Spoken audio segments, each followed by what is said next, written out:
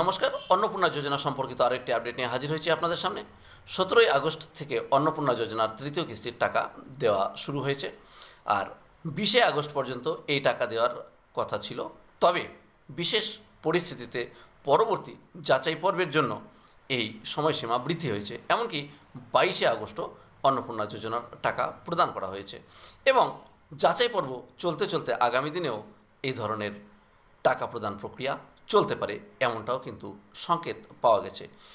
পশ্চিমবঙ্গ সরকার জানিয়েছেন, যদি প্রয়োজন হয়, যদি উপযুক্ত প্রাপকরা থাকেন, তবে এই অন্নপূর্ণা যোজনা প্রাপকের সংখ্যা আরও বৃদ্ধি পেতে পারে। এমনকি এই সংখ্যাটা আরও 30 লক্ষ বৃদ্ধি পেতে পারে। সুতরাং যারা অন্নপূর্ণা যোজনার টাকা এখনও পর্যন্ত পাননি, তারা এত তাড়াতাড়ি ভেঙে পড়বেন না। এখনও পর্যন্ত হাতে যথেষ্ট সময় রয়েছে।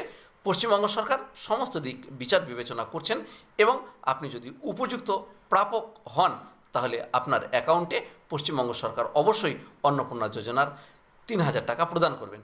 সেক্ষেত্রে সংকেত দেওয়া হয়েছে আরও সংখ্যাটা 30 লক্ষ বাড়তে পারে।